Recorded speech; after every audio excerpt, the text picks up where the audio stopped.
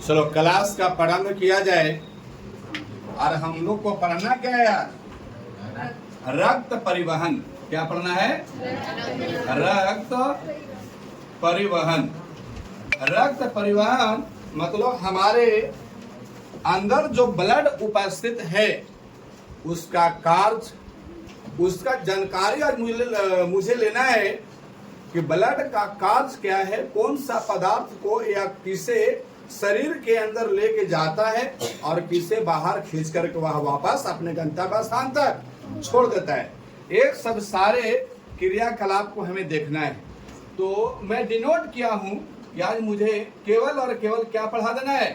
Blood. क्या पढ़ा देना है? ब्लड। अच्छा, रक्त परिसंचरण।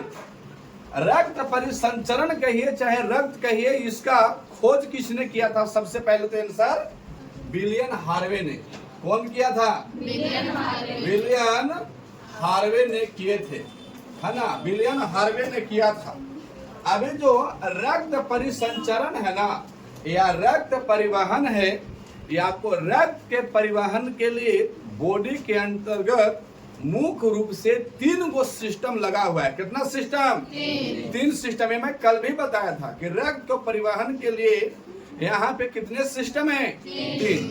अर्थात ये रक्त परिवहन के लिए हमें 3 सिस्टम उपस्थित है, जिसमें सबसे पहले परिवहन कौन करता है? रक्त। दूसरा कौन करता है? हृदय। कौन करता है? हृदय। और तीसरा नंबर में कौन करता है? तो वाहिनियां, यानी रक्त वाहिनियां। रक्त वाहिनियां ये आपको करते हैं। रक्त वाहिनियां, अगर रक्त को कहें तो ब्लड, और हृदय के कहें तो हार्ट, है ना? HEART, heart. और इसको कहेंगे तो ब्लड और वेसल्स, यही कहेंगे ना? ब्लड वेसल्स कहेंगे। कंप्लीट है? Blood vessels. रक्त में परिवहन के लिए हमारे यहाँ हृदय के अंदर मुख्य रूप से 3 गो तंत्र लगा हुआ है, माने सिस्टम, जिसको हम कहते हैं रक्त परिवहन तंत्र। क्या कहते हैं?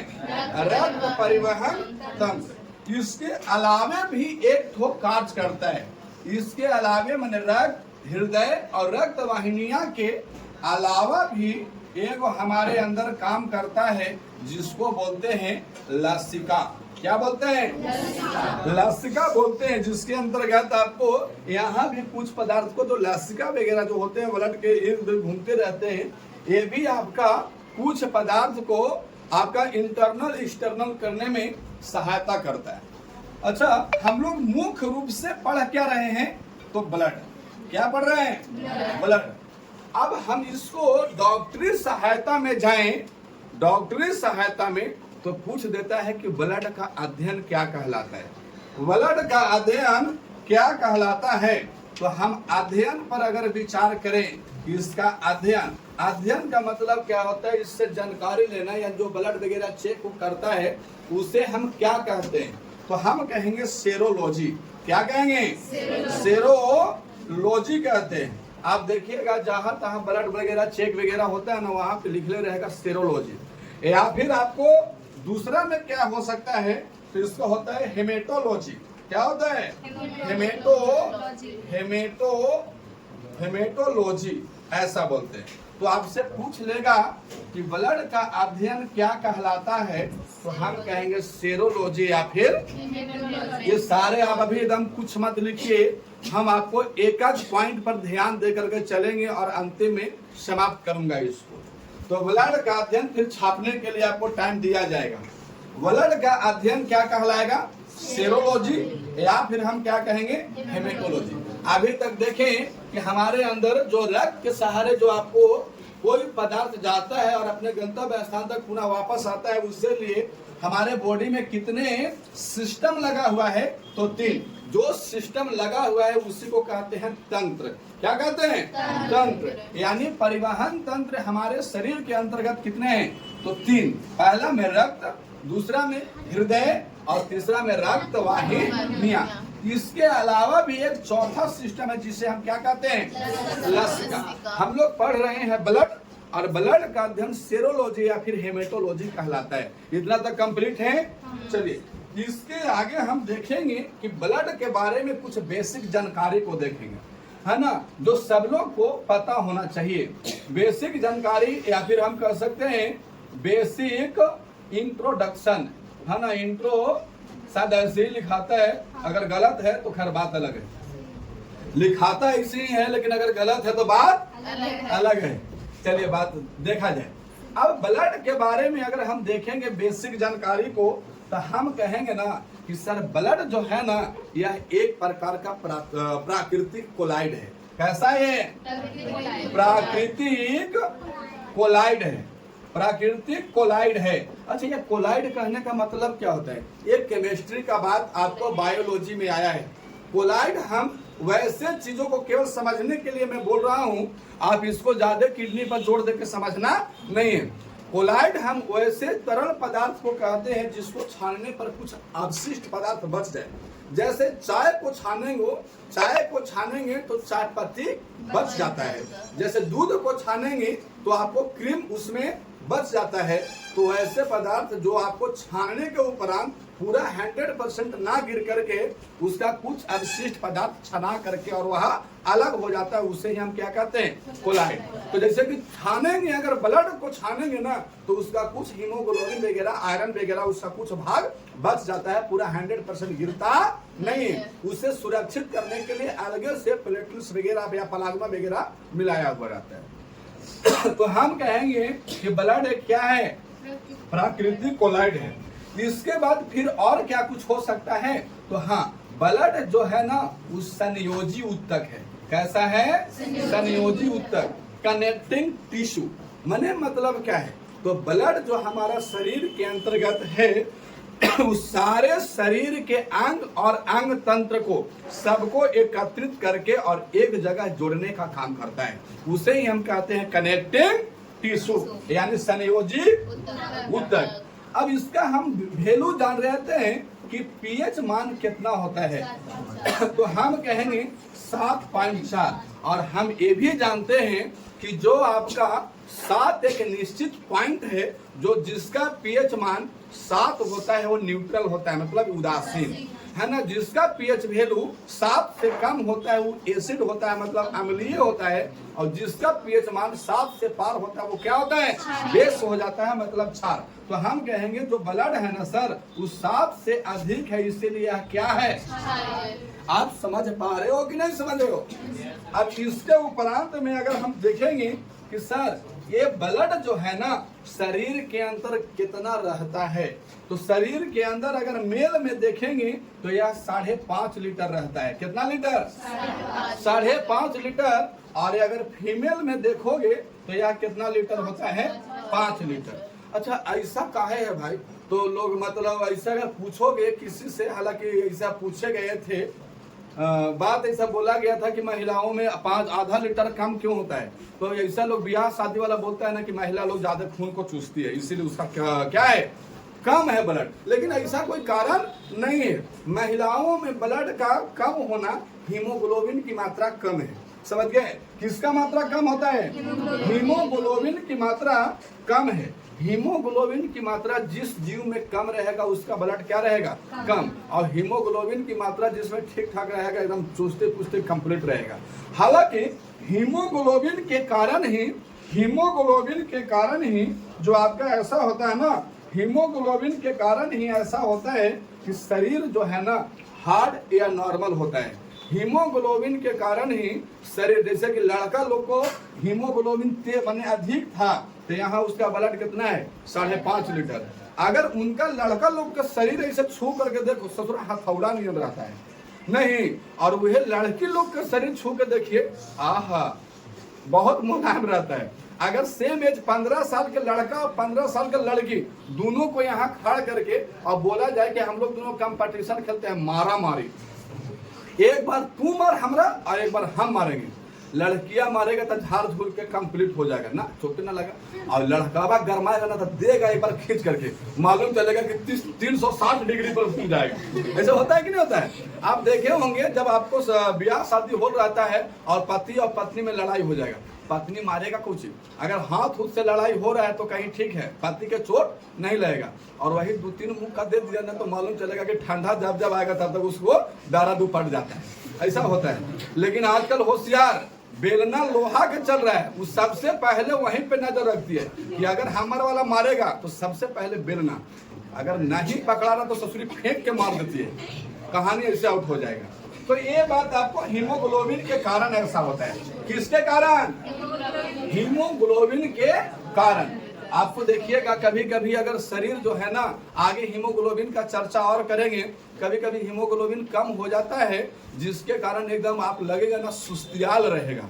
किसी किसी को बुखार उखार लग जाता है तो डेंगू वगैरह हो जाता है, देखिएगा एकदम लगेगा कि चले का मन एकदम मरझुआल रहेगा। ऐसा होता है कि नहीं होता है? तो एक कारण किसको होता है? हीमोग्लोबिन के कारण। ऐसे गवर्नमेंट स्कूल में लड़कियों को एक गोली दिया जाता है रेड कलर का, रेड कलर का, वो आयरन का गोली रहता है, खाओगे तो आपको ब्लड वगैरह का संचारण को फिर से कर देता है। और कुछ इंटरनल प्रॉब्लम भी लड़कियों का होता है जिसके कारण ब्लड का थोड़ा सा प्रभाव होता है। चलिए अगला प्रश्न है आपका, हम समझते हैं ब्लड का निर्माण। अच्छा, ये 5.5 लीटर और 5 लीटर होता केकरा में? आपका जो अभी जन्म लिया है ओकरा में 5.5 लीटर भरल रहेगा। कमन गाड़ी में मोबिल भरना है कि एक बार डाल दिए खोल के। तो ये आपको जो वयस्क रहेंगे, जैसे हम लोग में 5.5 लीटर एकदम करेक्ट है, समझ गए, उससे कम नहीं है। समझ के बात को? तो जो बच्चा रहेगा उनमें हार के अकॉर्डिंग होता है, और जो वयस्क रहेंगे मतलब जो जवान रहेंगे उसमें आपका 5.5 लीटर 5 लीटर पाया जाएगा। इसके बाद हम लोग देखते हैं कि ब्लड का जो है ना निर्माण कहाँ होता है, ब्लड बनता कहाँ है ना? ऐसा वो प्रश्न पूछ देगा कि ब्लड का निर्माण या ब्लड बनता कहाँ है, तो आप देखेंगे ब्लड 2 सेक्टर में बनता है। ब्लड कितना सेक्टर में? 2 सेक्टर में। यानी अगर वो बच्चा है तो कहीं अलग जगह, और यदि वह वयस्क है तो अलग जगह। अच्छा, बच्चा है तो कहाँ बनेगा? बच्चा है तो वह लीवर में बनेगा। कहाँ बनेगा? लीवर के मीसोडर्म में बनेगा। क्या बनेगा? मीसोडर्म में। अच्छा, ये आपको बच्चा कहिए, बच्चा नहीं कहते हैं, भ्रूण कहिए। क्या कहते हैं? भ्रूण। अच्छा, भ्रूण हम लोग किसको कहते हैं? तो जो बच्चा भी माँ के गर्भ से जन्म नहीं लिया है, अगर वो 1 महीना है तैयो भ्रूण, माँ के गर्भ में वह 1 महीना के प्रवेश ना है, कहो प्रवेश ना है। अगर वह माँ के गर्भ में 1 महीना के है तैयो वो बचवा भ्रूण कहलाएगा। 9 महीना के भी है तैयो भ्रूण कहलाएगा। जब तक वो माँ के गर्भ से जन्म नहीं ले लेता तब तक बच्चा नहीं कहलाएगा। तो जब भ्रूण अवस्था में रहता है तो उसका जो ब्लड है ना वो लीवर के मीसोडर्म में बनता है। कहाँ बनता है? इसीलिए जब कोई गर्भवती है तो उनको खाना पीना तनी सही से खिलाइए। ऐसा नहीं कि भैया कोई अनपढ़ रहता है लड़का लोग, तो अगर वो कहेगी कि आज एक खाने का मन कर रहा है तो कहे ससुर तोरे को खा के मन करी था, कमाइते कमाइते दे हालत खराब हो रहा है, थोड़ा फुटानी चाहिए। नहीं भैया, उनके साथ साथ एक अलग जीव का निर्माण हो रहा है। कम से कम ये फूलन देवी पर विश्वास नहीं कीजिए, लेकिन फूलन देवी के पास जो आने वाला है इस पर विश्वास किया जाए। अच्छा, अगर वो वयस्क है, अगर वो वयस्क है मतलब जवान है, तब उसका शरीर में ब्लड कहाँ बनेगा? तो ये बनता है बोन मैरो में। कहाँ बनता है? बोन मैरो में बनता है। बोन मैरो, बोन माने हड्डी और मैरो में, तो उसके बीच में।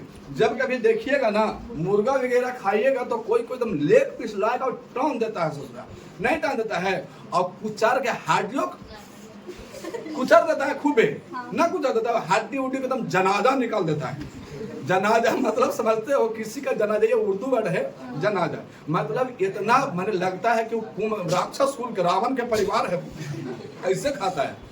खाया से खाया, ऊपर वाला मांस खा लिया और देखा गया कि ना कार्टिलेज बचा हुआ है। कार्टिलेज मतलब सॉफ्ट हड्डी, लेग पीस के आगवा लगा रहता है सॉफ्ट हड्डी, ओकरो पहले छील के खा जाएगा। और ओकरो अभी संतुष्टि नहीं हुआ है, मारेगा एक बार हड्डिया के बीच में आने वाला से, और मारेगा तो हड्डिया टूट जाएगा। पिचार मुर्गा पोल्ट्री फार्म में रख ले क्या है, वो पूछा जाता है, ओकरा में देखिएगा तो एक जाली रुमा रचना होता है जो ओकरो ऐसे करके टान लेता है। होता है कि नहीं होता है?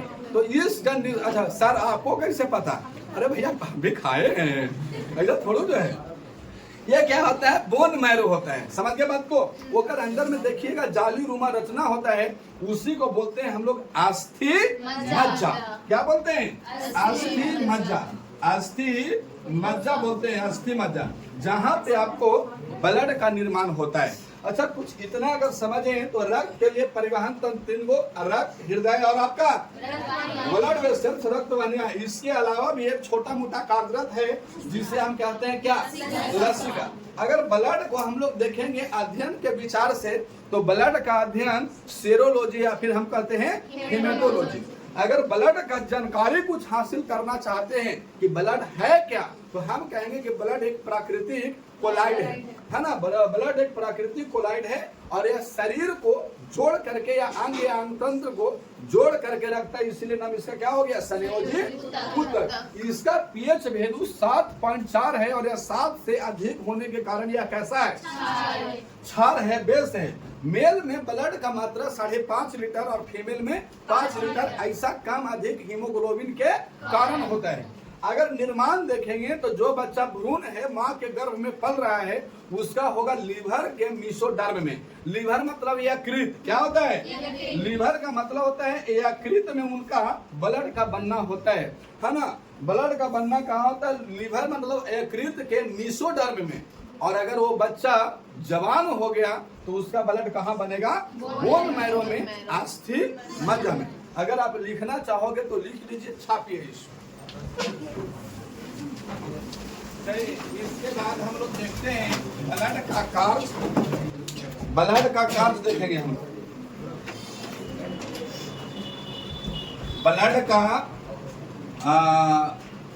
वर्क ऑफ ब्लड, या ब्लड का कार्य लिख देते हैं। ब्लड का कार्य देखते हैं।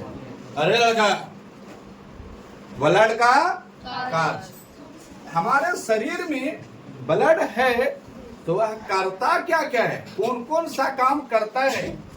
तो हम ब्लड का कार्य को देखेंगे तो ब्लड कार्य बहुत सारा करता है। क्या क्या करता है? तो सबसे पहले जो ब्लड है ना, शरीर के टेम्परेचर को नियंत्रण करता है, यानी ताप का नियंत्रण करेगा। या टेम्परेचर जैसे हम लोग का 37 डिग्री सी टेम्परेचर है। कितना डिग्री? 37 degree C. या फिर अगर हम केल्विन में कहें तो 210 केल्विन, और फॉरेनहाइट में कहें तो 98.6 डिग्री फॉरेनहाइट। ऐसा मनुष्य का टेम्परेचर होता है। 310 केल्विन होता है। हाँ, 310 केल्विन होता है। 310 केल्विन और 98.6 डिग्री फॉरेनहाइट।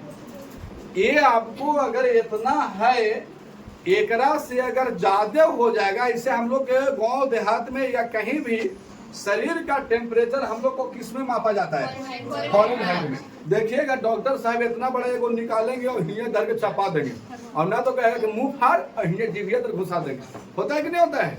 और वो आपको 98.6 से अगर 0.5 डिग्री भी अधिक है, यानी 97 हो जाएगा, तो आपको बुखार लगा हुआ है। समझ गए? अर्थात कहने का मतलब ये आपको हम लोग का टेम्परेचर 98.6 होता है। ऐसा इसको बना के कौन रखता है? ब्लड। कौन रखता है? ब्लड। अगर ब्लड का टेम्परेचर घट जाए तो आपको मालूम चलेगा कि आप किसी को ऐसा देखिएगा, किसी को अगर मान लो कि एक्सीडेंट हुआ और ब्लड ज्यादा बह गया तो क्या होता है ना कि वो व्यक्ति कोमा में चल जाता है और आईसीयू में भर्ती हो जाएगा। होता है कि नहीं? ऐसे आंख तो खोले रहेगा, पूछेगा चंदन सर पहचानते हैं? अब चंदन सर के का हो गई लू, ब्लडवा अंदर है ना, है टेम्परेचर बढ़िया बताइए ना रहा है, तो मैंने अब ये हाफ काउंट करिए ना रहा है तो हम कुछ नहीं कहेंगे, बस ऐसे देखते रहेंगे। कभी कभी बूढ़ी मामा लोग अगर देखिएगा अंतिम अवस्था में है, उनका ब्लड ठीक ठाक तनी मनी बचल है, तो कहिएगा मामा पहचानते हैं कौना हा के कर बेटवा भाई, ऐसे करके बोलते हैं। हम ना पहचानियो बाबू, ऐसे ना बोल देते हैं। तो ये आपको टेम्परेचर को नियंत्रण करता है कौन? ब्लड। दूसरा में इसका काम क्या है? दूसरा में काम क्या है कि जो भी पोषक पदार्थ है, पोषक पदार्थ का परिवहन करेगा, है ना, परिवहन। अच्छा, पोषक पदार्थ में हम लोग बायो को देखे थे, पोषक में वह सारे चीज जो हम अपने जीव को सजीव बनाने रखने के लिए या फिर अपने जीवन जीने से सुचारू रूप से जीने के लिए वह हर एक पदार्थ को हम लोग सेवन करते हैं, जो क्या कहलाता है? पोषक पदार्थ। यानी हमारे जीवन को व्यतीत मतलब आराम से एक निश्चित पॉइंट पर बनाए हुए रहता है। तो पोषक पदार्थ हम जय प्रक्रम में पोषक को पोषण भी पढ़े थे, श्वसन भी पढ़े थे, अभी परिवहन चैप्टर पढ़ रहा हूँ। तो ये पोषक पदार्थ को क्या कहता है? परिवहन। परिवहन का मतलब केवल ले जाना नहीं होता है, उसका अवशिष्ट पदार्थ यदि कोई बच गया उसको अपने स्थान से मूल गंतव्य स्थान तक पहुंचाना भी होता है ना। तो ये पोषक पदार्थ का ट्रांसपोर्ट करता है। इसके बाद और क्या करता है?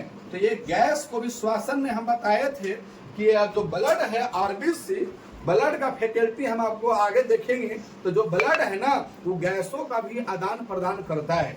यानी गैस में जैसे हो गया O2 माने ऑक्सीजन, CO2 है ना, नाइट्रोजन है ना, नाइट्रोजन N है ना, नाइट्रोजन खाली अच्छा ये नाइट्रोजन, ये सारे गैस को क्या करता है? परिवहन करता है, आदि को परिवहन करता है, परिवहन करता है। तो हम देख रहे हैं कि पोषक पदार्थ का भी परिवहन कौन कर रहा है?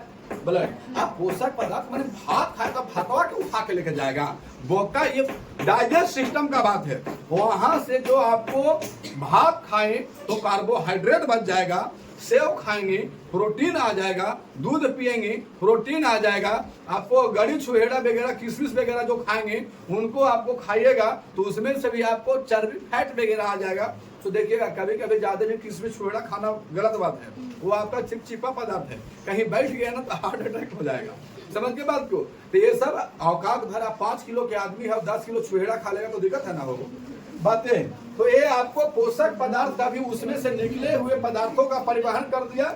और यहाँ से गैस जो हम सांस के रूप में CO2 या फिर हम N या नाइट्रोजन या फिर ऑक्सीजन O2 जो लेते हैं उसको भी ये नसिका छिद्र से नसिका का पार्ट होते हुए एल्वियोली तक जाते हुए कोशिका के प्रत्येक माइटोकॉन्ड्रिया तक पहुंचाता है। वहां से अवशिष्ट गैसों को पुनः अपने शरीर से क्या करता है? बाहर। तो ये आपको क्या करता है? गैसों का आदान प्रदान, यानी हम कर सकते हैं कि उसका भी परिवहन करता है। तीसरा में सॉरी ये तीसरा है ना, चौथा में क्या करता है? तो चौथा में करता है कि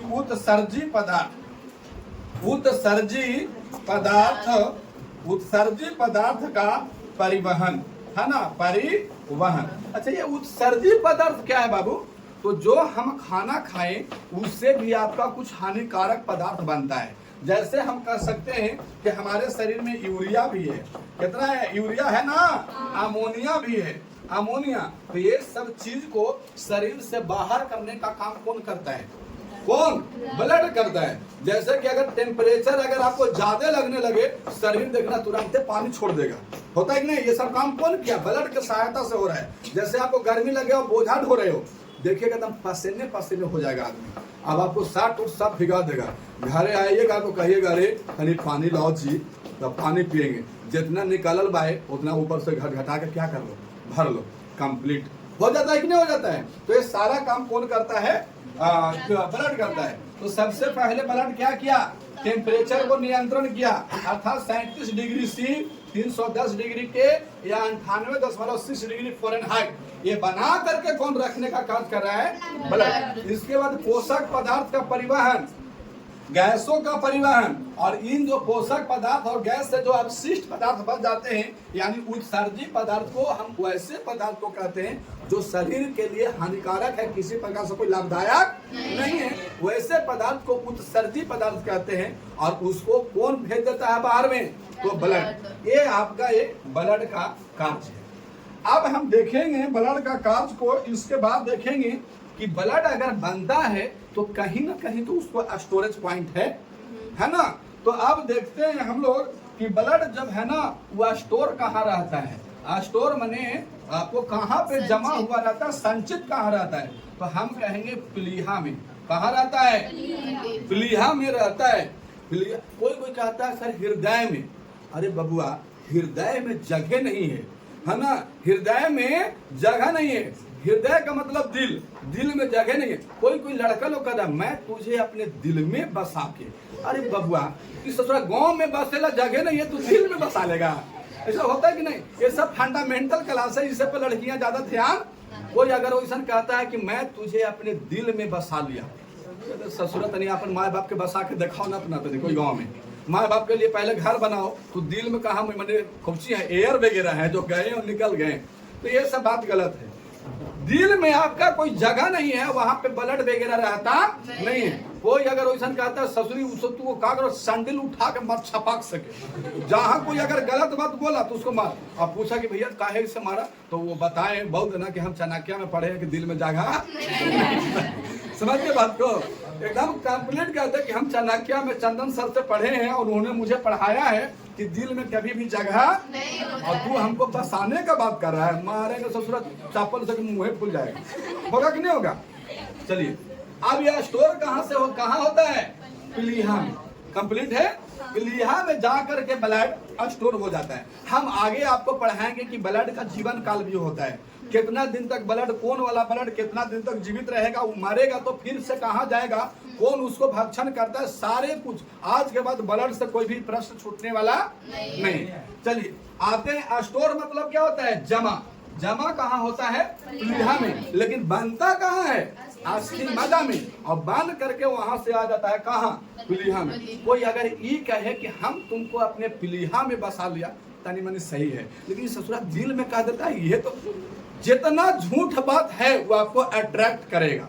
बात है ये जमा कहाँ हो जाएगा? पीलिया में।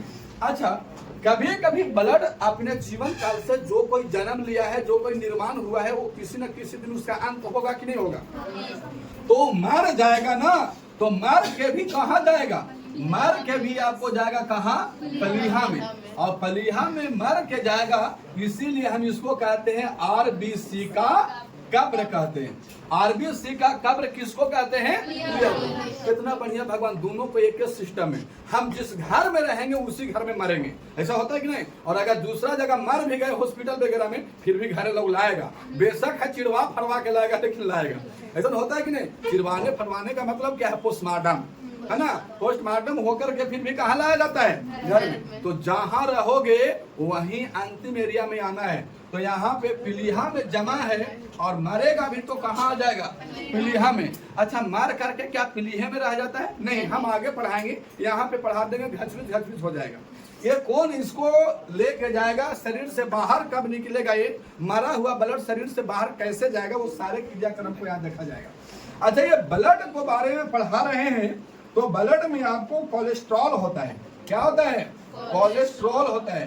कोलेस्ट्रॉल होता है, और कोलेस्ट्रॉल जो होता है ना ब्लड में, वो आपका 200 ग्राम प्रति डीएल। डीएल का मतलब क्या होता है? ड्राइवरी लाइसेंस नहीं, डेसीलीटर। 200 ग्राम प्रति डेसीलीटर। डेसीलीटर में इतना ही सो होवे करता है। ब्लड में कोलेस्ट्रॉल भी पाया जाता है। कभी कभी देखिएगा ना, यही कोलेस्ट्रॉल बढ़ जाता है या घट जाता है लोगों को, तो कुछ हो जाता है हार्ट अटैक। बैठिएगा तब बैठले रह जाइएगा। इसीलिए किसी चीज पर ज्यादा चिंता करने का बात नहीं है। समझ गया ना बात को? ज्यादा चिंता नहीं। अरे भैया, अगर मान लीजिए हमको पास 10,000 रुपया है, तू अगर हमको रास्ता में छीनिए लिया, जो भैया हमसे ज्यादा तुमको जरूरी था लेके चल गया, है ना, हमको खाली सुरक्षित छोड़ देना, बाकी हम 10,000 का 15,000 फिर से जमा कर लेंगे, कोई दिक्कत नहीं है। इसलिए ईर्ष्या नाम का अगर चीज उतना नहीं लेना चाहिए। कभी कभी सुने होंगे उनको हार्ट अटैक हो गया, हृदय घात हो गया, तो कैसे? ज्यादा दिमागी टेंशन लेने के कारण ये कोलेस्ट्रॉल क्या हो जाता है? बढ़ जाता है, जिसके कारण हृदय घात हो जाता है। अब ये आपको कोलेस्ट्रॉल की मात्रा ब्लड में कितने है? 200 ग्राम प्रति डेसीलीटर।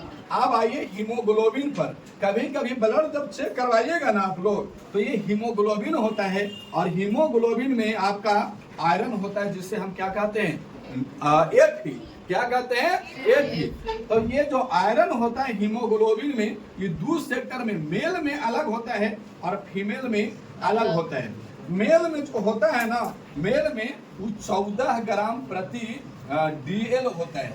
14 ग्राम। देखिएगा रिपोर्ट वगैरह में यही बतिया लिखा रहता है ना? ब्लड वहां ना लिखा रहेगा, यही बात लिखा रहेगा हीमोग्लोबिन HB।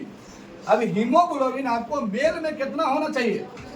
14 ग्राम। और फीमेल में कितना होता है 13 ग्राम प्रति डीएम। कभी कभी किसी को अगर मान लिया जाए कि ऑपरेशन वगैरह होता है ना, तो कहेगा कि जा करके दिखाइए पहले कि हमको हीमोग्लोबिन ब्लड चेक करवा लीजिए। ब्लड चेक करवाइएगा तो अगर ये 7, 7, 5, 6 इतना तक 7 रहेगा तो ठीक है, 5, 6 रहेगा तो आपको ऑपरेशन नहीं करेगा। और अगर मान लिया जाए कि वो गर्भवती हैं और उनको ऑपरेशन करना है तो ब्लड चेक हुआ तो भैया हीमोग्लोबिन उसमें कितना आ गया 5, 6, तो कहेगा वो बबुआ के पापा के तनी ब्लड के जरूरी पड़ता बा, ऑपरेशन करे थी तनी ब्लड ले आवा, तो एकदम चौकना चौंध हो जाएगा ब्लड। अब भैया हमर फलानिया के तो ब्लड कम गया, सागरो फोन कर देगा और एक दिन ऑपरेशन होगा और एक दिन से ब्लड चढ़ते रहता है। समझ गए बात को? तो ब्लड चढ़ता है लेकिन पूर्ति किसका होता है? तो हीमोग्लोबिन का। समझ गए बात को? कभी कभी जेंट्स लोग को भी तबियत खराब होगा तो ये हीमोग्लोबिन कम हो जाता है। शुगर एक ऐसा बीमारी है जिसमें ब्लड की मात्रा कम हो जाता है और वहां ब्लड का क्लॉटिंग नहीं होता है, इसीलिए शुगर पेशेंट के कहीं घाव वगैरह हो गया तो देखिएगा उस ससुर जल्दी ठीक के नहीं होगा। समझ गया? वो जल्दी ठीक नहीं होगा, इसीलिए हीमोग्लोबिन बहुत सख्त जरूरत होता है। तो हम लोग अभी समझे हैं ब्लड के बारे में। ब्लड का कार्य क्या होता है? ताप का, दूसरा में पोषक पदार्थ का परिवहन, तीसरा में गैस का परिवहन, चौथा में उत्सर्जित पदार्थ का परिवहन। जमा कहाँ रहेगा? और वह मरता है तो जमा कहाँ होगा? कोलेस्ट्रॉल की मात्रा ब्लड में 200 ग्राम प्रति डेसीलीटर। हीमोग्लोबिन मेल में कितना? 14 ग्राम और फीमेल में कितना? 13 ग्राम। अगर आप समझ रहे हैं तो इसको छापने का प्रयत्न कीजिए।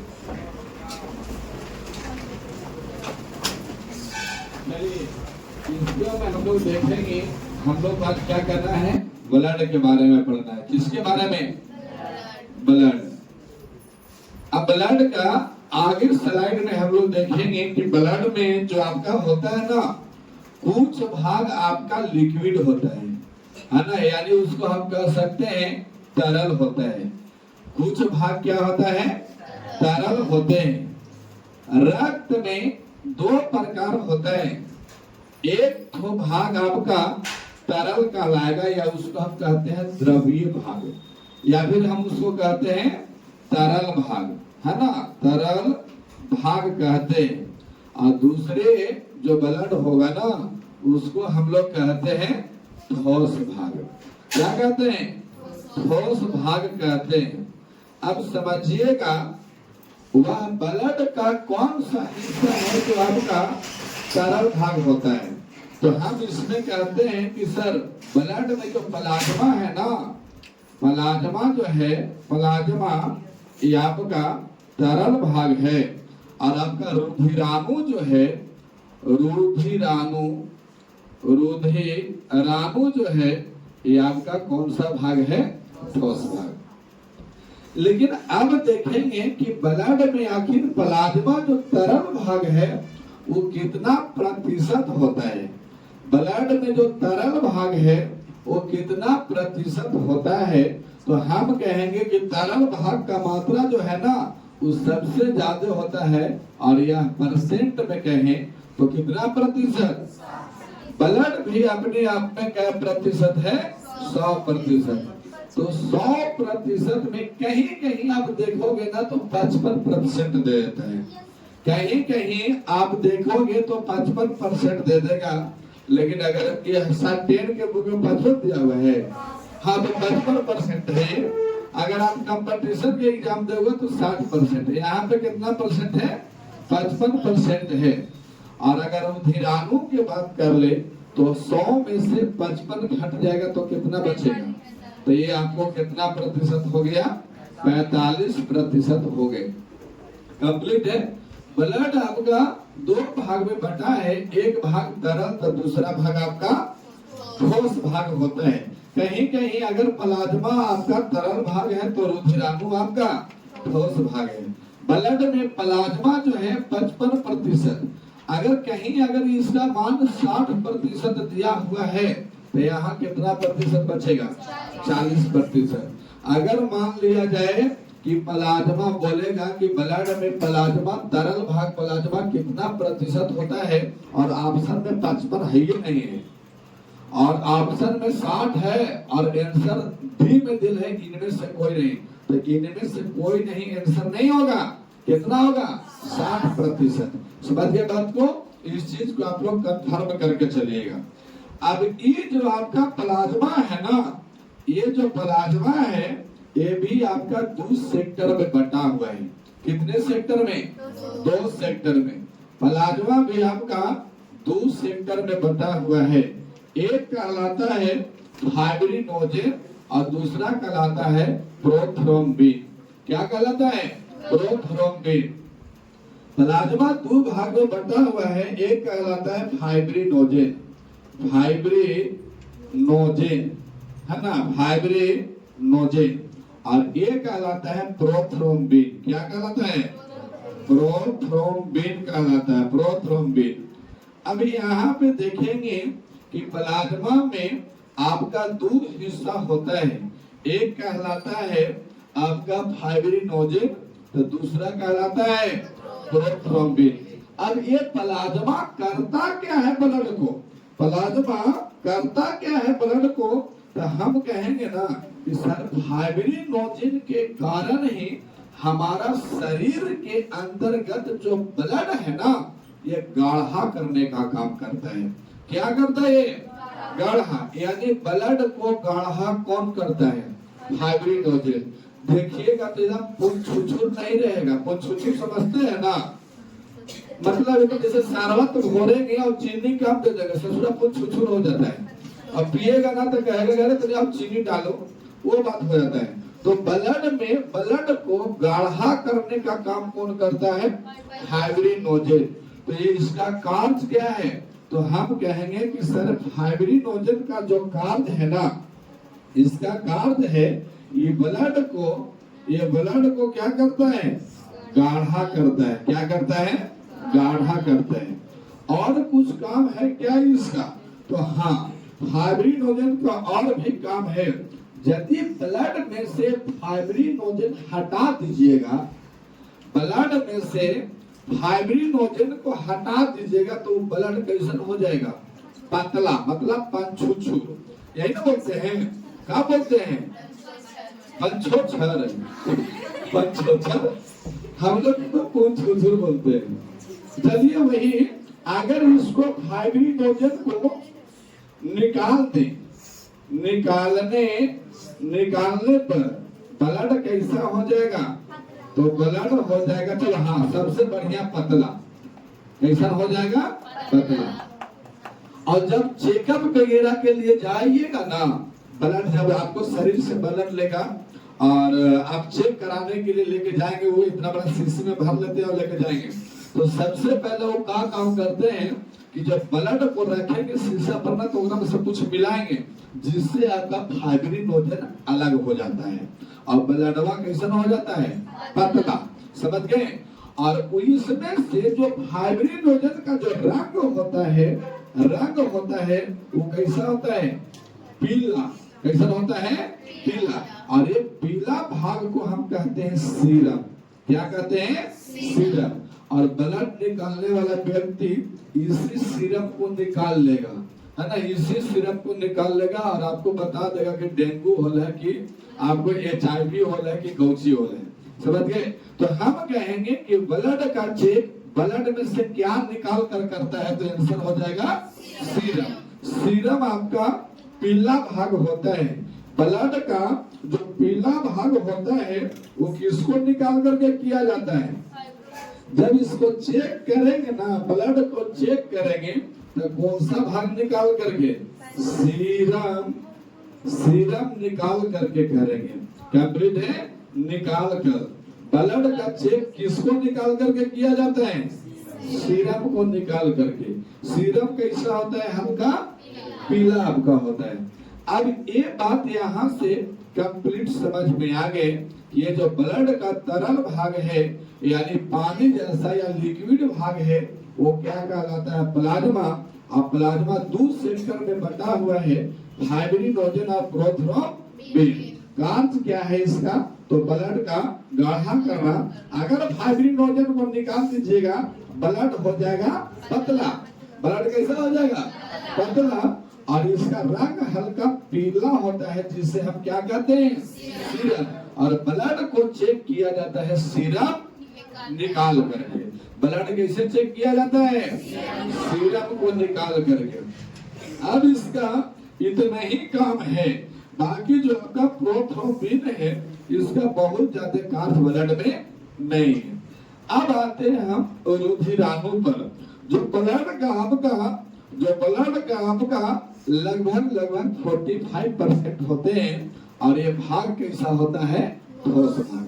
तो ये जो आपका रुधिराणु है, जो कार्पल्स है, ये आपको 3 सेक्टर में बटा हुआ है। कितने सेक्टर में, 3 सेक्टर में बटा हुआ है। 1 सेक्टर, 2 सेक्टर, और यहाँ कहेंगे तो 3 सेक्टर। कितने सेक्टर में, तो रुधिराणु का यानी ठोस भाग, ब्लड का ठोस भाग, सबसे पहला भाग कौन होता है, तो आरबीसी।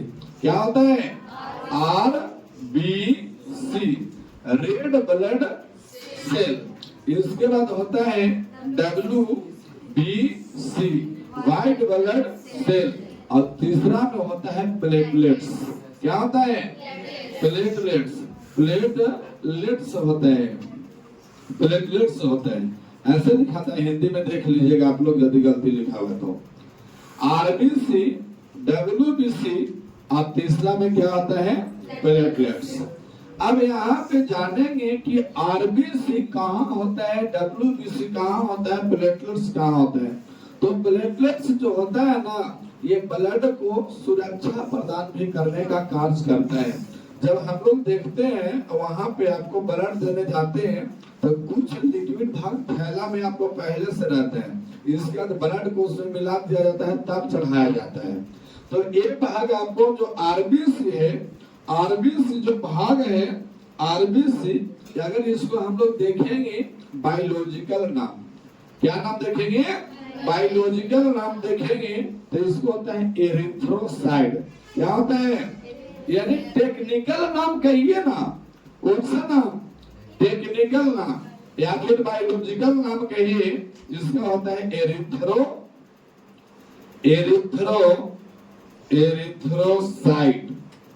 एरिथ्रोसाइट होता है। क्या नाम है इसको, एरिथ्रोसाइट।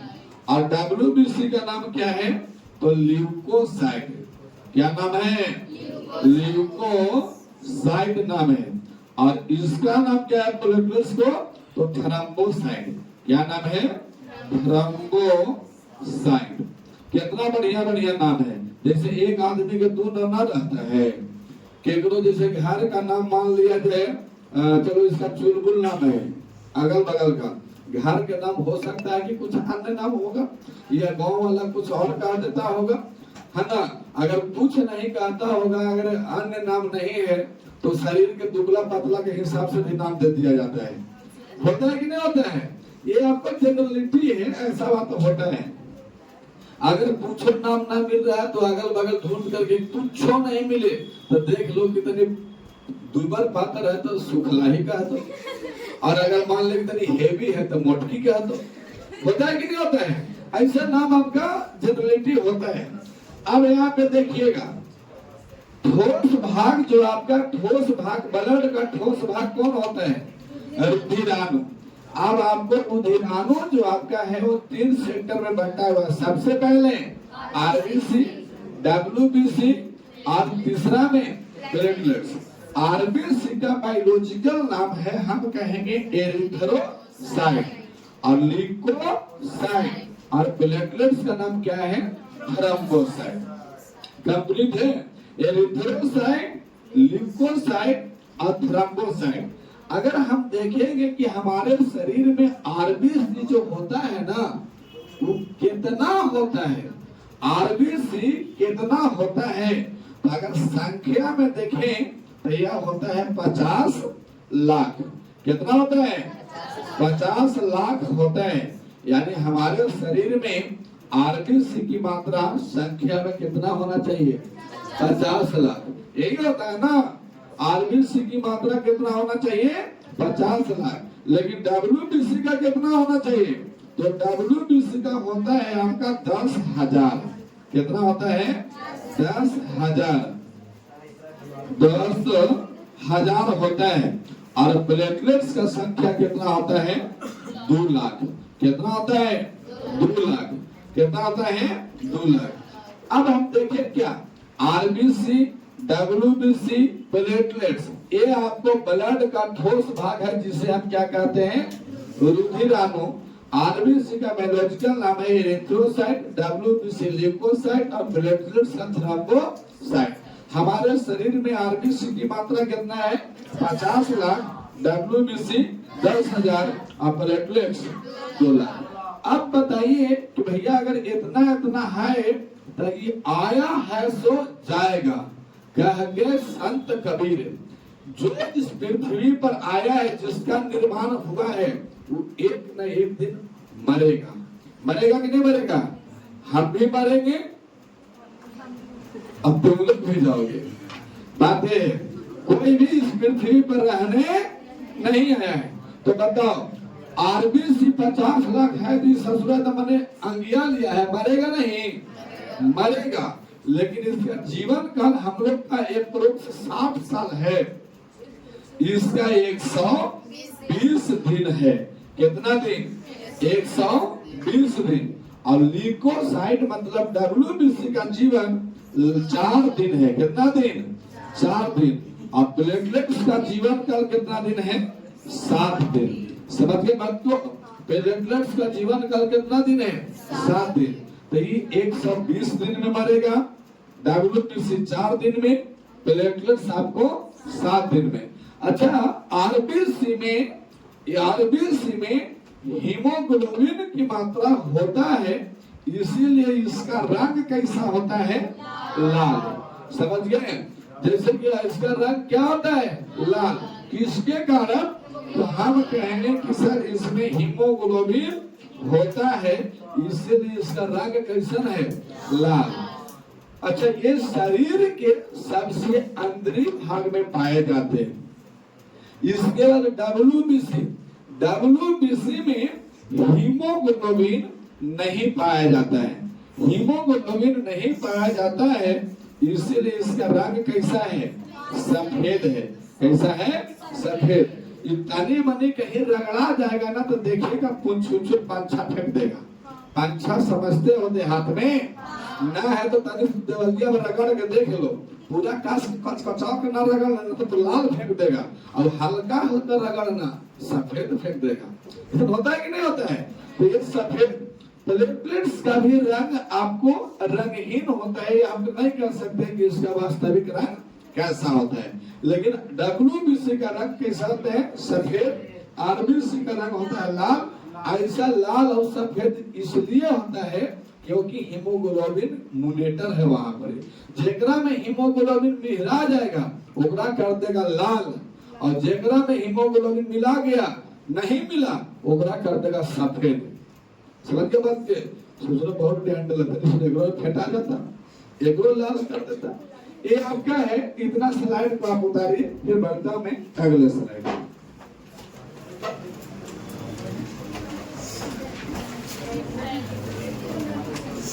चलिए अगले स्लाइड में देखा जाए कि हम लोग अभी रुधिराणु का 3 भाग देखे थे। कौन कौन? आरबीसी और दूसरा में डब्ल्यूबीसी और तीसरा में प्लेटलेट्स। यही देखे थे ना प्लेटलेट्स। अब आरबीसी डब्ल्यूबीसी और प्लेटलेट्स को देखा गया था। अब यहाँ पे बात समझा जाए कि वहां पे थोड़ा सा जानकारी पढ़े थे, बायोलॉजिकल नाम, उसका जीवन काल, उसका संख्या।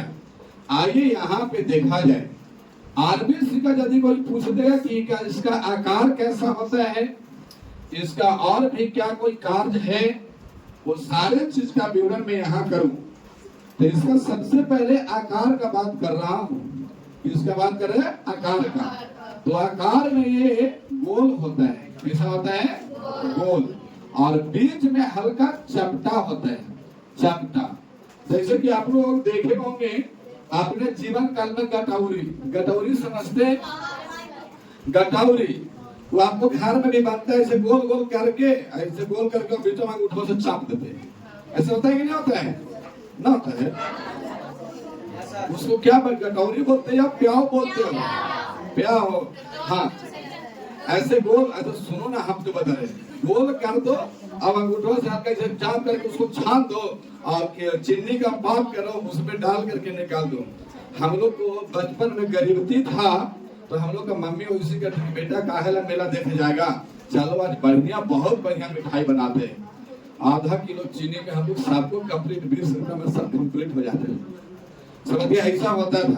तो ये बात आपका आकार में कैसा होता है? आरबी से गोल होता है, और यह आपको बीच में कैसे होता है? चपटा। अच्छा, इसका थोड़ा सा देखिएगा ना, इसका आकार कभी बढ़ता है और कभी घट जाता है। आरबीसी का आकार कभी बढ़ेगा कभी घटेगा। तो आकार कब बढ़ता है? तो हम कहेंगे कि जैसे जैसे कोई ऊंचाई पर जाएगा ना, आरबीसी का आकार बढ़ता जाएगा। जब कोई आपको धीरे धीरे अपने गंतव्य स्थल से ऊंचा की ओर जाएगा तो उसका आकार क्या होगा? यानी ऊंचाई बढ़ने पर आरबीसी यानी आरबीसी तो यहाँ लिखा हुआ है, ऊंचाई बढ़ने पर आकार क्या होता है? बढ़ता है। और गहराई होने पर इसका आकार क्या होगा? घटता है। और गहराई होने पर इसका आकार क्या होता है? आकार घटता है। आप लोग को कंफ्यूजन होगा कब घटेगा कब बढ़ेगा। आप यहाँ पे स्थल पर हैं, जैसे जैसे ऊपर जाएगा ये बढ़ रहा है ना, क्या हो रहा है? बढ़ रहा है। अपने मूल स्थान से आप ऊपर जा रहे हो यानी बढ़ रहे हो, और अपने मूल स्थान से धीरे धीरे नीचे जा रहे हो तो घट रहे हो। आरबीसी का आकार ऊंचाई बढ़ने के साथ साथ बढ़ता है, और ऊंचाई घटने के साथ साथ क्या होता है? उसका आकार घटता है। ये बात आपका दो बात हो गया। इसके बाद इसमें क्या लाइसोसोम होता है? लाइसोसोम होता है? तो हम कहेंगे कि नहीं, इसमें आरबीसी में लाइसोसोम नहीं होता है। और जब लाइसोसोम नहीं है तो हम कहेंगे कि केंद्रक भी इसमें नहीं होता है। और जब जिसमें केंद्रक नहीं होता है उसमें डीएनए चेक नहीं होगा। इसमें डीएनए चेक नहीं होगा, डीएनए चेक नहीं होगा। अगर स्त्री समझदार है और लड़का लोग अगर कहीं बेवकूफ है, धन संपत्ति अगर बाल बच्चा दूसरा के भी रह गया, ब्लड चेक करवा देगा तो एक निकलवे न करेगा। समझ रहे बात को? जैसे मान लीजिए किसी का पत्नी और बेटा किसी और का, और बाप है मुंबई, अब एगो लड़ना यहाँ जन्म ले लिया तो उसको कहे कि आपको भैया मेरा बेटा नहीं है, तो कहे तुम डीएनए चेक कराओ। और औरत अगर उसका समझदार है तो ब्लड चेक करवा देगा। एक में केंद्रक है ना, तो डीएनए चेक नहीं होगा। इससे बाप माँ का पता इसका नहीं लगेगा। समझे बात को? यानी इसमें आपको केंद्रक नहीं है, लाइसोसोम नहीं है, इसीलिए आपको इसमें डीएनए का चेक नहीं होगा। ब्लड से आरबीसी से डीएनए चेक नहीं होता है। डीएनए का मतलब कि जैसे कोई हमको मर्डर किया तो हमको ब्लड से आरबीसी से ये पता नहीं लगेगा कि कौन इसको मारा है। इसीलिए जब कोई किसी को मारता है तो देखिएगा, अगर हाथ पकड़ा किसी को, यानी कोई व्यक्ति जिसको मारा है उसको हाथ पकड़ेगा, वहां का बाल से डीएनए चेक हो जाएगा। अर्थात कर सकते हैं डब्ल्यूबीसी से आपको डीएनए चेक हो जाएगा। डब्ल्यूबीसी आपको थोड़ा बहुत आपको कोई खरोच वगैरह आएगा, वहां से जो पंछा फेंकता है डब्ल्यूबीसी, उससे आपका डीएनए चेक हो जाएगा, कंप्लीट है। लेकिन आरबीसी से डीएनए चेक नहीं होता है। इसके और भी क्या है, तो ये मरने के बाद ना, ये जब ब्लड मरता है आरबीसी, तो ये जाके जमा कहाँ होता है? मैं पहले ही बताया हूँ, कहाँ? पीलिया में। इसीलिए आरबीसी का कब्र किसको कहते हैं? तो पीलिया को। आरबीसी का कब्र किसको कहते हैं? पीलिया को। इसके बाद में भी कुछ है क्या? और हम बताए हैं कि भैया अगर इसका संख्या देख लिया जाए तो कितना होता है? 50 लाख। इसका संख्या कितना है? 50 लाख होता है। अच्छा, ये अगर 50 लाख जिसका शरीर में है, एकदम देखिएगा आरबीसी एकदम टनाटन है, मैंने एक्यूरेट है, एकदम शरीर चुस्ती पुस्ती रहेगा, समझिए एकदम लगेगा ना कि हम कने कुदल जाए। इसीलिए बचपन को देखिएगा, गोदी भी लेगा ना तो बाबू रे चुप रहता करेगा ना, करता है। कभी ओकरा गोदी लेगा तो कभी सड़क के नीचे चल जाएगा, कभी उठाएगा तो उन्हें भाग जाएगा, कभी कुछ कर देगा। तो ये उसका आरबीसी एकदम टनाटन है। अब इस सुहानी के देखिए अगर आरबीसी ठीक है ना, जहां बैठेगा तो हम मर छुआल रहेगा। अब प्रियांशु के सुहानी के ना, प्रियांशु के ऐसे होता है कि नहीं होता है। तो अगर पढ़ना है, अगर ये ठीक नहीं है तो पढ़ेगा तो ससुरा बेड पर जाके पढ़ेगा तो ताकियों के 2-3 को फोल्ड करके इसे पढ़ेगा। कौना है आरबीसी की संख्या 50 लाख फलाना फिलाना। अब पढ़ते पढ़ते बहुत जल्दी नींद आ जाएगा। अरे विद्यार्थी, अगर आप विद्यार्थी हो तो जाके पहले चेक करवा लो क्या चीज, आरबीसी, तब जाके पढ़ाई करो। ऐसा लोग आदमी झकवाल न रहेगा, मने लगेगा कि ओकरा कौना समस्या है, कौन सा विपद पड़ल है, एकदम किसी से कुछ नहीं आया, घूमे सुबह बैठे है, इससे मतलब उसका आरबीसी 50 लाख नहीं है। ये बात समझिए। इसके बाद आपका होता है और इसी के कारण जल्दी से थोड़ा सा शरीर भी थक जाता है। बोझा उठाइएगा और क्या ना यहाँ से वहां ले जाएंगे, कुत्ता की तरह हम ऐसे करने लगेगा। होता है कि नहीं होता है। तो आरबीसी ठीक नहीं है, आप चेक करवाइए। अच्छा इसको ठीक करना है ना तो थोड़ा बकरी वगैरह का दूध पीजिए, ठीक ठाक रहिएगा। इसके बाद आपको और भी नहीं तो फल वगैरह खाइए, फल खाइएगा थोड़ा ठीक हो जाएगा। लेकिन आजकल हमारे यहाँ फल जाता कहाँ है, आपको 10 रुपए देगा तो बोलेगा कि जाके खा लो। आपका पहला बाजार में ध्यान कहाँ रहेगा, ठेला। वो ठेला कौन सी, गुपचुप के। ससुरा होगा खाने से कोई फायदा नहीं। अब इसको बाद में हम लोग देखेंगे इसका आकार, तो हम WBC का देखेंगे। तो इसका जो आकार होता है WBC का, इसका कोई आकार नहीं है। गोल है कि चरखूट है कि वर्गाकार है कि लंबाकार है कि त्रिभुजाकार है, कोई इसका आकार फिक्स नहीं है। इसीलिए ये क्या होता है, अनिश्चित आकार होता है। कैसा होता है, अनिश्चित आकार होता है। अगर इसमें क्या केंद्रक पाया जाता है, हाँ जी केंद्रक इसमें पाया जाता है। और जब केंद्रक पाया जाएगा तो डीएनए चेक होगा सर। हाँ एकरे से पता लगेगा कि तोहर बाल बच्चा है कि पड़ोसी के, समझिए बात को। एकरे से बात पता चलता है। जहाँ एक रहा है तनी चेक करवा दो डीएनए WBC में निकाल करके, वो सारे को तनी ठीक हो जाएगा। तो डीएनए चेक होगा कहाँ से, WBC से इसका चेक हो जाएगा। अरे ये क्या कार्य करता है, तो कार्य करता है रोग से रक्षा करता है। रोग से क्या करेगा, रक्षा। यानी शरीर में जो बाहर से रोग आने वाला है, सबसे पहले एक्टिव माने बचाएगा कौन, WBC। कौन बचाएगा, WBC आपको बचाता है। जैसे हम लोग कुछ दिन 1920 में कोरोना आया था, तो ये आपको जिसका WBC एकदम कड़ था, संख्या में कितना 10,000 है ना, जिसका बहुत अच्छा था, पिछले समय में फल वगैरह खाए हुए था, WBC लड़का मारेगा टाइगर ने टकरा जाएगा बेटा सुन ले। अब क्या है, जिसका अच्छा था उसको आपको कोरोना नहीं पकड़ा। अब हमारा नियन आदमी, हमारे ताकत बहुत कमजोर हो गए। ये अवस्था में अब ज्यादा दिन का जिंदगी नहीं है, क्योंकि भैया खाना टाइम से ना मिलेगा तो क्या होगा। बात यही है, पढ़ाने देना ये ना, एक दिन ऐसे आपको तबियत खराब होगा ना, ये मैं खुद जानता हूँ। जिस दिन 2-4 बरस में देखिएगा एक बार इतना कस के मेरा तबियत खराब होगा जिससे कोई गारंटी नहीं है। पहले से स्टोरेज क्षमता बना हुआ है, इसलिए दिन भर कुछो खा करके टिका लेते हैं। लेकिन ऐसे अगर 2-4 साल रह गया तो राम नाम ठीक है। हाँ, हालांकि जल्दी ऐसे होगा नहीं। अब ये क्या करता है, रोग से रक्षा करता है। क्या करता है, ये रोग से रक्षा करता है। अच्छा, रोग से रक्षा करने के लिए क्या इसमें कुछ अलग से कुछ सिस्टम है, तो हाँ, रोग से रक्षा करने के लिए ये WBC का कुछ प्रकार को पढ़ते हैं। यानी WBC के अंतर्गत में अनेक प्रकार के वैरायटियां हैं। कौन कौन, तो इसका प्रकार को हम देखेंगे। क्या देखेंगे, प्रकार। और प्रकार कौन सा होता है, तो हम कहेंगे सबसे पहले एंटीबॉडी होते हैं। क्या होता है, एंटीबॉडी। दूसरा में होता है लिम्फोसाइट। क्या होता है, लिम्फोसाइट। और तीसरा में होता है मोनोसाइट। कौन होता है? मोनोसाइट होता है। कौन होता है?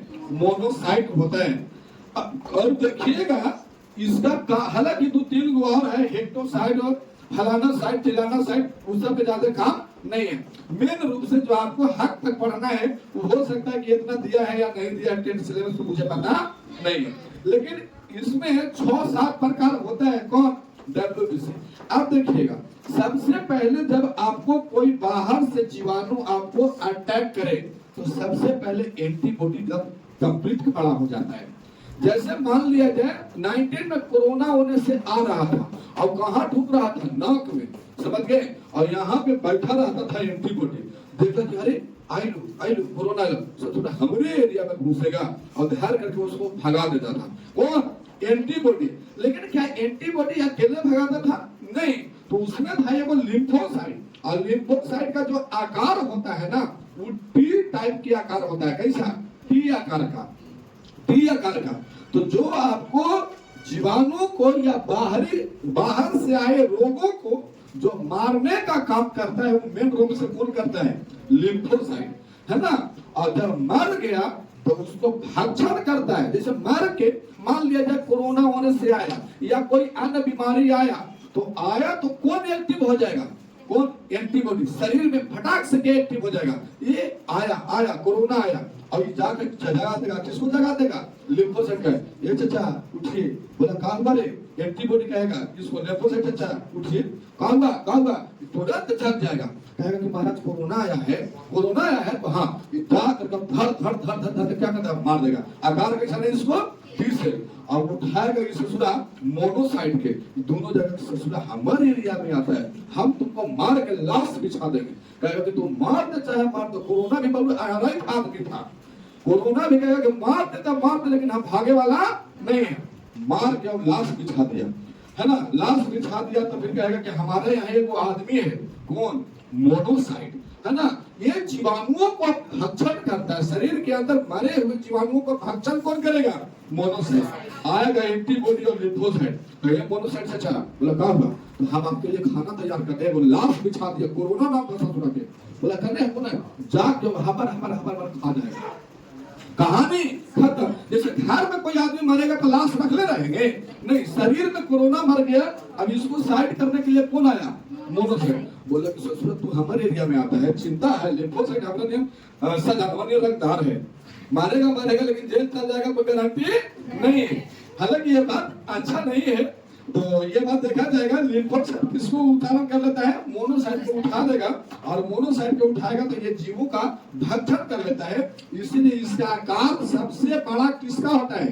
मोनोसाइट का। पूछ लेता है प्रश्न में कि WBC में किसका आकार सबसे बड़ा होता है?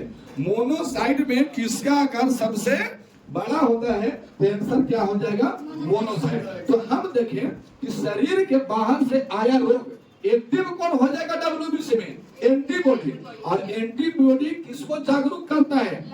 लिम्फोसाइट को। किसको साइड करता है? लिम्फोसाइट को एक्टिव मार के उसको खलास कर देगा, और तब उठाएगा किसको? मोनोसाइट को, खा जाएगा। और खा करके और जाके कहता है पीलिया में, चाचा पीलिया देखिए तो ये हम खा गए, तब सब यही उल्टी कर दे।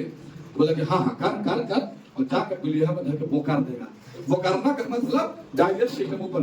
अब पीलिया कहेगा कि ससुरा ये आता है, ये वो कर देता है। सबको एक्सटर्नल पावर से उसको क्लियर आउट कर देगा, है ना। सबको एक्सटर्नल पावर से क्लियर आउट। जाइए लोटा लेके और उन्हें से काम करके आ जाइए। ये बात आपका होता है। ये कौन करता है? पीलिया वगैरह, जो आपको शॉट के माध्यम से हम उसको बाहर कर देते हैं। ये बात किसमें आता है? WBC में।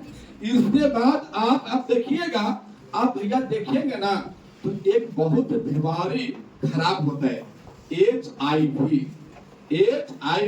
ह्यूमन आइडेंटिटी वेडुल, HIV, या फिर हम कह सकते हैं एड्स, है ना।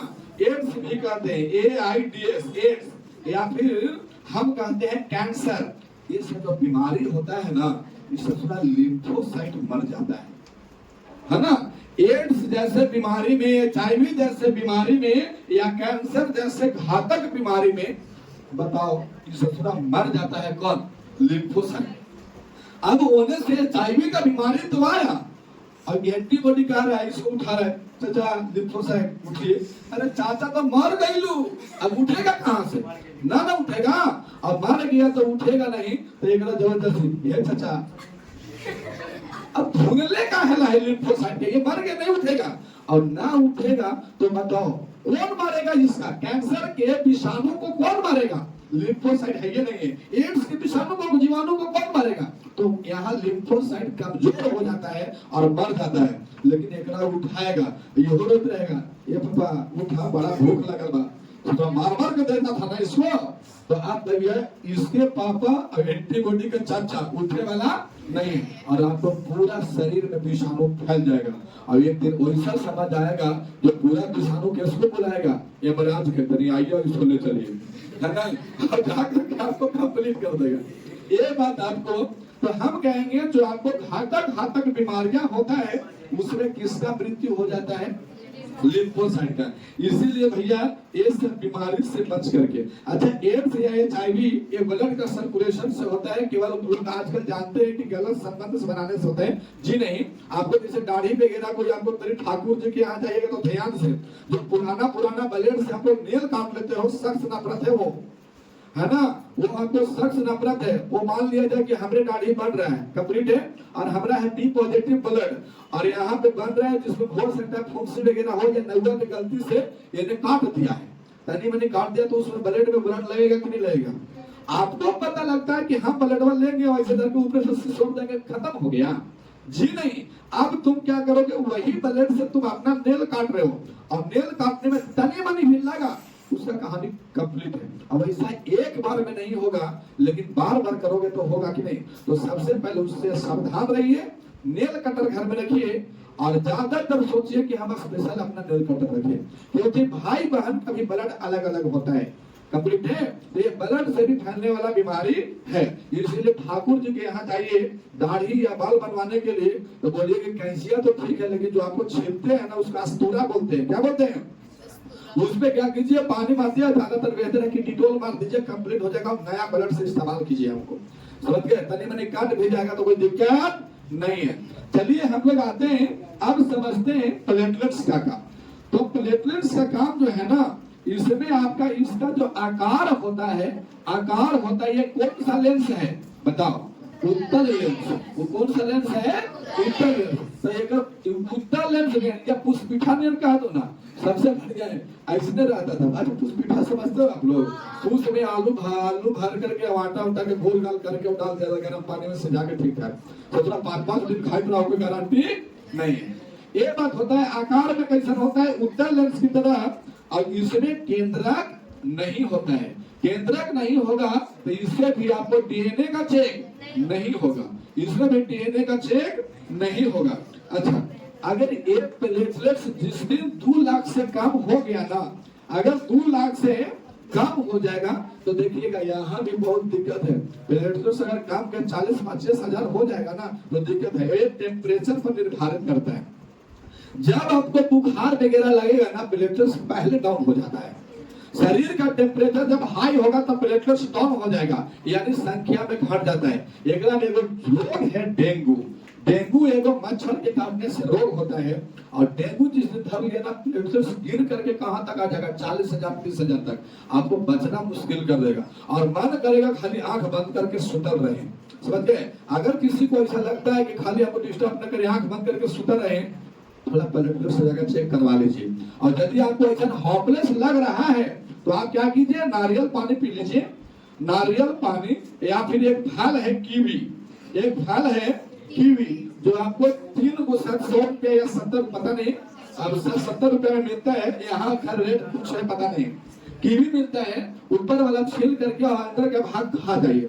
इसके बाद बकरी का दूध यहाँ भी पीजिए, है ना, बकरी का दूध। अगर सबसे ज्यादा अगर तुरंत रिकवर करना है, बकरी का दूध पी लीजिए, है ना, हर प्लेटलेट्स उससे बढ़ जाएगा, एकदम चक्कर पकड़ रहेगा। और घर में दादी या मम्मी है, उनको बोलिए कि कच्चा दूध लाइए बकरी का, पूरा मेरा बदन में लगा दीजिए। समझ गए? बेसबे से लोग एक दने और बकरी का दूध एक दने, हमारा जगह रहता तो 2-4 को हम पाल लेते अब आप लोग को पिलाते, लेकिन हमारा ही जगह ये नहीं है। अरे हमको रहेगा तो जगह नहीं है, उसी में कैसे कैसे करके रहते हैं, रहता तो हम रखते और सुगंधा को व्यापारी को ले आते, वो लोग बांधता करता और रात में दूध निकालते और हम लोग को सुबह में पिलाते बातें रहते। लेकिन ऐसा है नहीं। अब यहाँ पे समझिएगा इस स्लाइड को और इसको उतारिए, हम अगला स्लाइड में समझते हैं कि ब्लड का क्लॉटिंग, ब्लड का जमना कैसे होता है। चलिए बनाइए।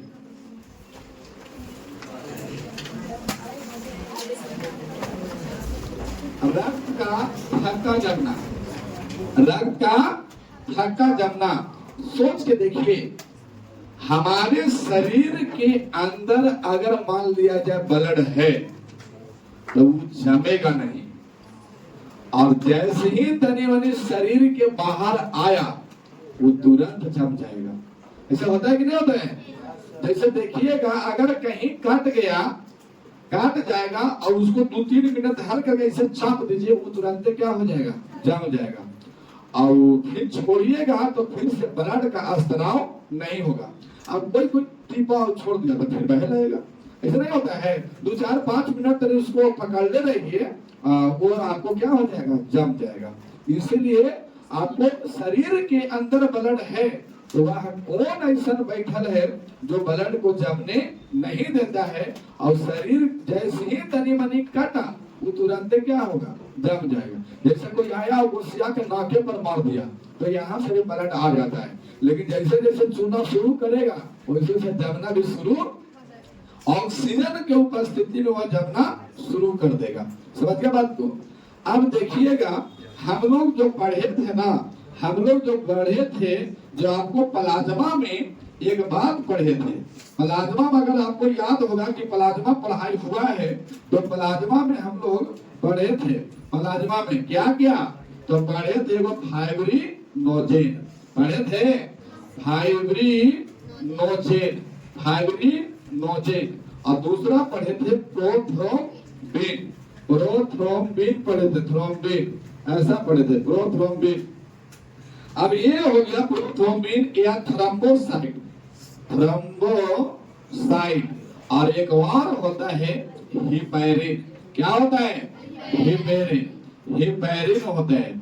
अब यहाँ पे देखिएगा तो इसमें जितना है, देखिएगा सबसे ज्यादा ब्लड अगर जमता है ना तो माइंड में, माइंड यानी मस्तिष्क, मस्तिष्क का नस जो होता है बहुत पतला पतला होता है, बहुत पतला, एकदम बारीकी बारीकी होता है। अब क्या होता है कि कहीं आप जब समझते होंगे कि हमारा जो ब्लड प्रेशर है, यानी आने का 120 और जाने का 80, तो उसको क्या बोलते हैं हम लोग? रक्तचाप है। वो क्या बोलते हैं उसको? रक्तचाप। रक्तचाप है कितना? 120/80, 120/80 आपको इस ब्लड में पढ़ने के लिए दिया है चैप्टर में। रक्तचाप होने से जब आएगा तो 120 की स्पीड में आएगा, येने से जाएगा तो कितना का स्पीड में? कोई अगर ससुराल से नैहर में लड़की जा रही है 120, ये तो खाना उना बना कर घोड़े में तैयार कर रहे हैं, और वो भी जी उठिए चलिए टाइम हो गया, अब वो नैहर से ससुराल में आना रहे, आज लगेगा कि कछुआ का माँ बाप है, तो होता कि नहीं होता है? तो आने का ब्लड को कितना 120 से, और जाएगा तो कितना 80 से। अब यहाँ पे समझेंगे 120/80 रक्तचाप होता है। अब यहाँ पे देखेंगे तो शरीर के अंतर्गत आप सोच रहे होंगे कि शरीर के अंदर वह कौन सा उपस्थित है जो ब्लड को जमने नहीं देता है, और जैसे ही अगर कटेगा तो ब्लड बाहर आ जाता है और वह जम जाता है। तो ऐसा कहीं ना कहीं सर्कुलेशन था। तो आपको प्लाज्मा के अंतर्गत पाया जाता है फाइब्रिनोजेन, प्रोथ्रोम्बिन और थ्रोम्बोसाइट, और एक और पाया जाता है हिपैरिन। शरीर के अंदर में ब्लड में घुलित हिपैरिन ब्लड का मॉनिटर है। ब्लड का मॉनिटर कौन? हिपैरिन। ये सब पर भारी अकेले कौन पड़ जाता है? हिपैरिन, है ना? हिपैरिन सब पर भारी। ये सब कहता है, ये सब जो काम है ना, जैसे कि ना देखता है आदमी इस दुनिया में ज्यादातर नेगेटिव बातें सोचने वाले, लेकिन कोई कोई व्यक्ति है जो आपको सही रास्ता दिखलाएंगे। वैसे ही हिपेरिन है, शरीर के अंदर हिपेरिन ही है उपस्थित, इसीलिए ब्लड जमता नहीं है। और बाकी जो आपको फाइब्रिन होते हैं, प्रोथ्रोम्बिन और थ्रोम्बोसाइट, अगर ये है तो ये ब्लड को जमाने का काम करता है। लेकिन ये सब ब्लड को तो जमाएगा लेकिन जमने ना देगा कौन?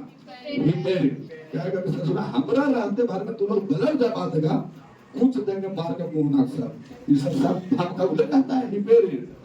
कहेगा कोई बात नहीं, लेकिन भगवान होशियार था, कहेगा कि हिपेरिन तुम्हारा मृत्यु तब होगा जब तुम्हें ऑक्सीजन आ जाएगा।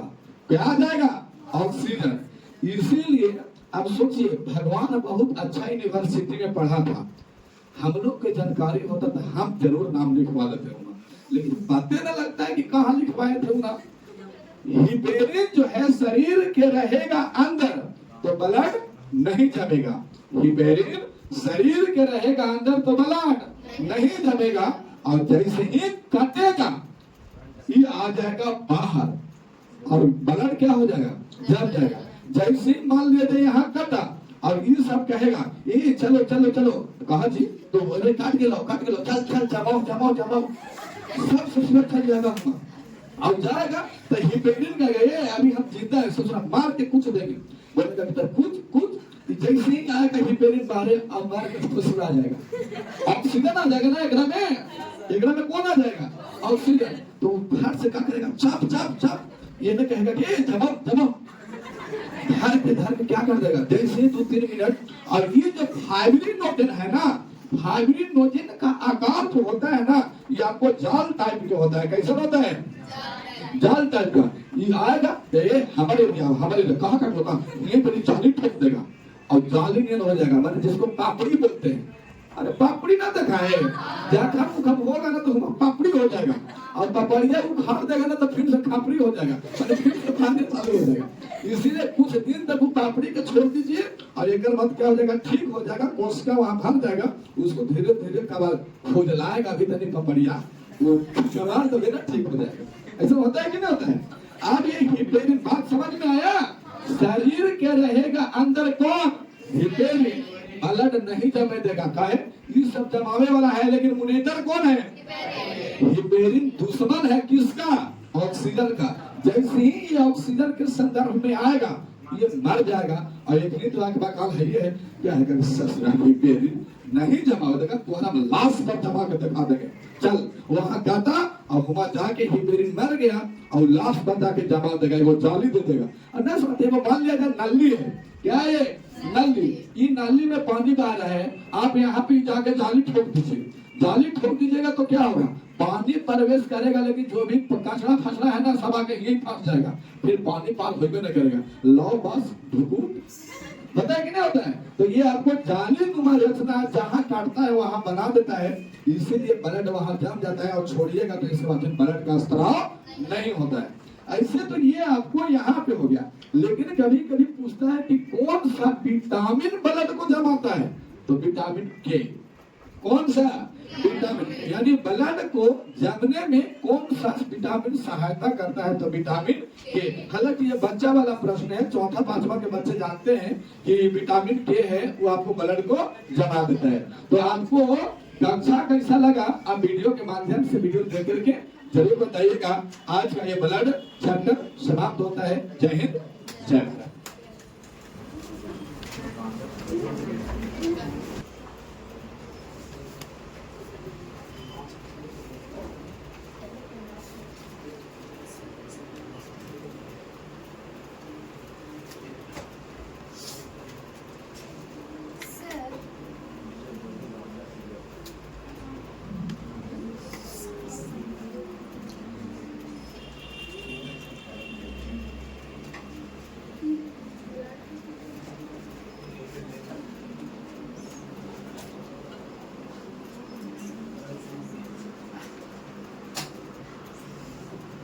Yes, sir.